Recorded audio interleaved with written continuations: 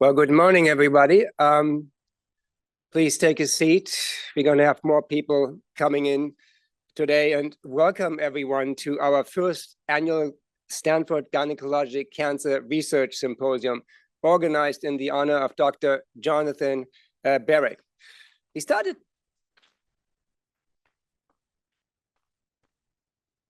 We actually started to talk about such a symposium about a year ago, where we thought it was time to bring together those bright minds that are focused on gynecologic cancer research.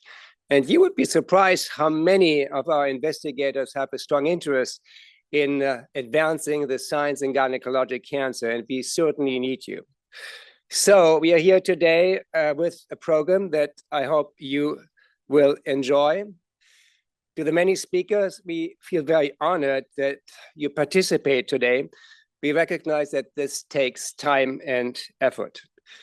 But foremost, we are very grateful for the work that you do, as it is so important to improve the life of our patients and their families. As physicians, we see firsthand on a daily basis the challenges and unmet need of our patients who are looking for better therapies and better diagnostics. We have made some significant progress over the last 2 decades in gynecologic cancer treatment, but there's still too many patients that die from ovarian, endometrial, cervical, and other cancers. So we need you, the scientists, to continue to unravel the biologies of our cancers so that we can design better therapies.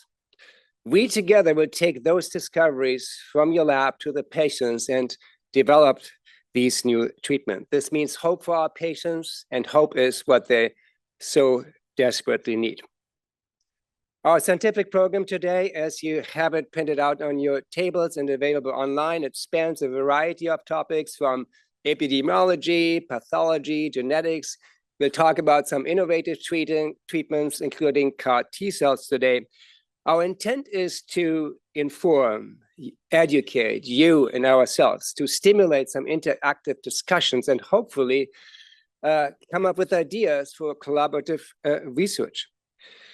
To both the attendees here in the room that can be here in person, and the many attendees that are dialed in online, wherever you are, thank you so much for your participation today. We truly appreciate your time commitment. Our sincere gratitude goes to the Stanford Cancer Institute with Dr. Steve Artandi. Thank you for your great support. You've always been an advocate of women's cancer research and women's cancer treatment. Also to the Stanford Women's Cancer Center, our Department of Obstetrics and Gynecology with our chair, Dr. Leslie Subak, and the Under One Umbrella organization, which has so greatly supported our cancer research over many years. So thank you for providing us with the opportunity for this symposium today. And thank you for everybody who helped organize in this symposium, including Dustin Schultz, the former assistant of Dr. Jonathan Barrick, Helen Wang, Lily Marzocco, who is here in the back of the room. And then the program committee, including Dr. Brooke Howitt, Aaron Rankin, and Kirsten Bixel. Thank you for providing advice. So this symposium today is organized in honor of Dr. Jonathan Barrick. Dr. Barrick is the Laurie Krauss Laker Professor at Stanford, and he has dedicated his entire, I might say, unparalleled career as a gynecologic oncologist and researcher to improving the outcome of patients with gynecologic cancer. He has many credits, including the founding director of the Stanford Women's Cancer Center. He's a former chair of the OBGYN department at Stanford. He has many awards to his name, including Lifetime Achievement Awards by the International Gynecologic Cancer Society and the American Cancer Society. He has trained countless gynecologic surgeons and has provided much mentorship to many students, fellows, and residents, I might say, including myself. And Jonathan, I do know that without your mentorship over all these decades and your very close friendship, I would not be where I am today. So thank you. So this event is dedicated to you, and you're here with your wife, Deborah, today. And if you may stand up for a moment so that we can recognize you, Deborah and Jonathan. So Give them a round of applause, please.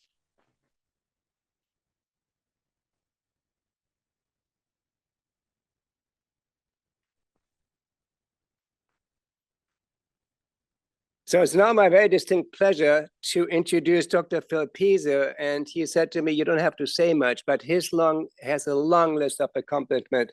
He's the former dean of the Stanford School of Medicine, and he was dean at the time that Jonathan Barrick was chair of the department. So Dr. Pizzo, thank you for being here.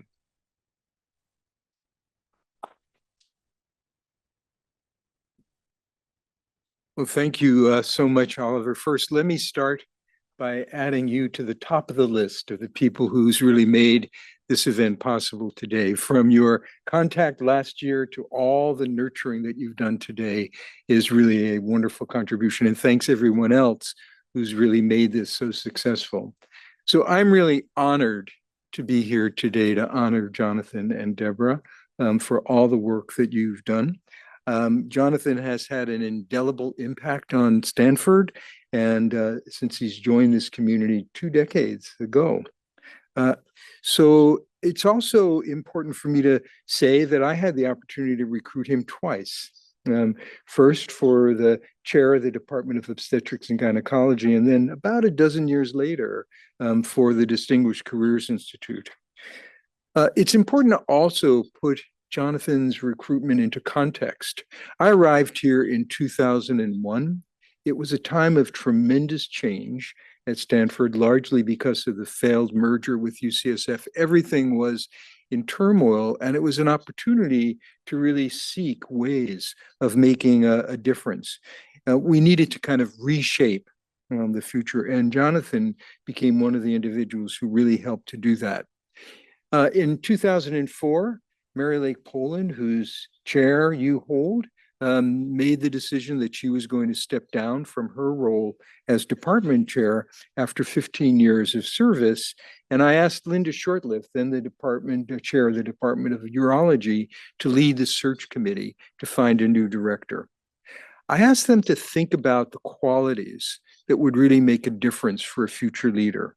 Someone who had an exciting vision, who had proven leadership, who had unwavering integrity, excellent communication skills, who is known to be collaborative and engaging with great interpersonal skills, who is committed to research, who had commitment to and excellence in clinical medicine, and competence in the complexities of healthcare delivery at this time, at the time that we were also beginning to mentor. Someone who would be a great mentor and advisor, a program builder, and also the ability to lead a philanthropic campaign. We were just getting started with the Stanford campaign at that time.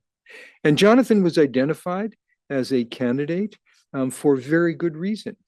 He had already a remarkable career.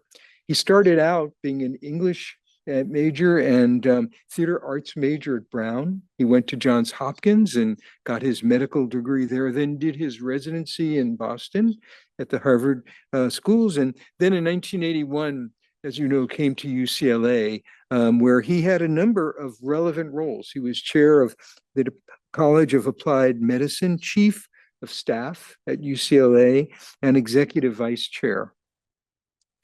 Those were important contributions, but I needed to really know that he had the other attributes that I described as well. And so I visited Jonathan at UCLA and spent a day with him walking the halls and talking to those who he worked with to really affirm that he was who he seemed to be. And he was.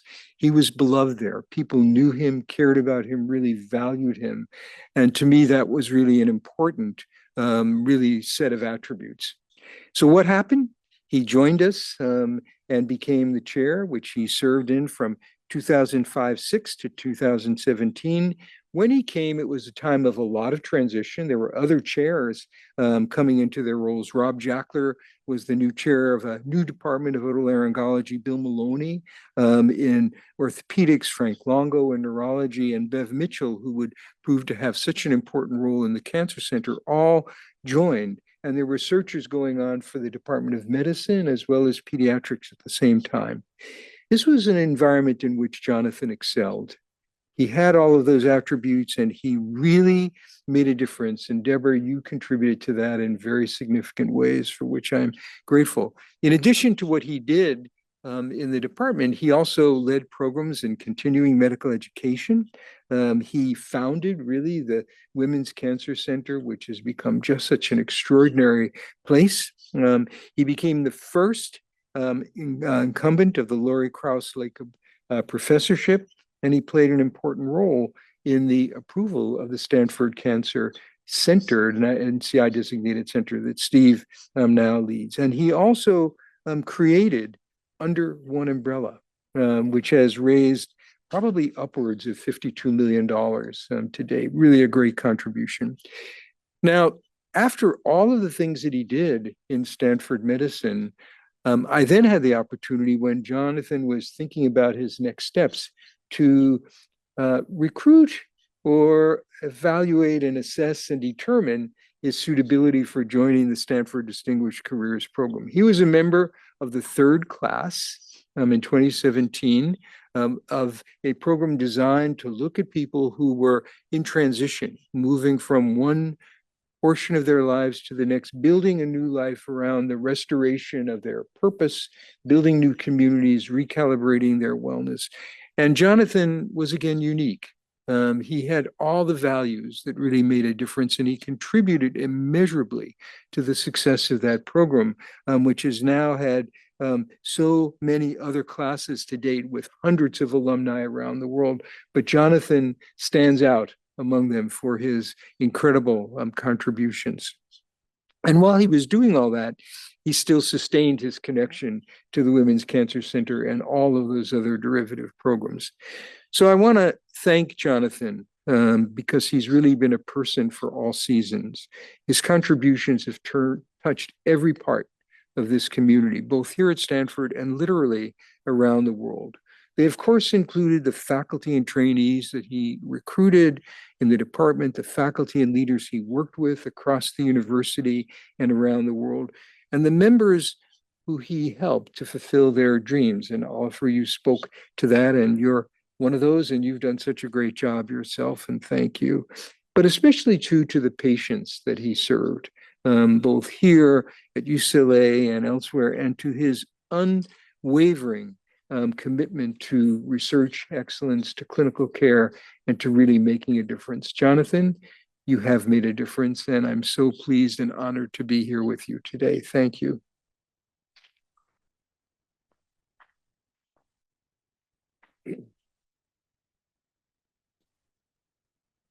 Dr. Pizzo, thank you for your wonderful comments. It's now my pleasure to introduce Dr. Steve Artandi. He's director of our Stanford Cancer Institute. He also serves as the Senior Associate Dean for Cancer Programs for Stanford School of Medicine and as the Chief Cancer Officer for Stanford Healthcare. Thank you, Steve. Thank you, Oliver. Good morning, everyone.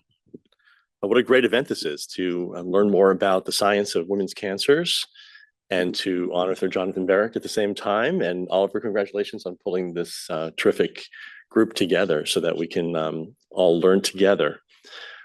I want to start by, there's not much more I can add, first of all, to Dr. Pizzo's beautiful introduction of Jonathan, but I just want to say that, you know, it's an honor to celebrate my friend and colleague, Dr. Jonathan Barrack, who is not only an outstanding physician scientist, but also a leader, innovator, and Renaissance man.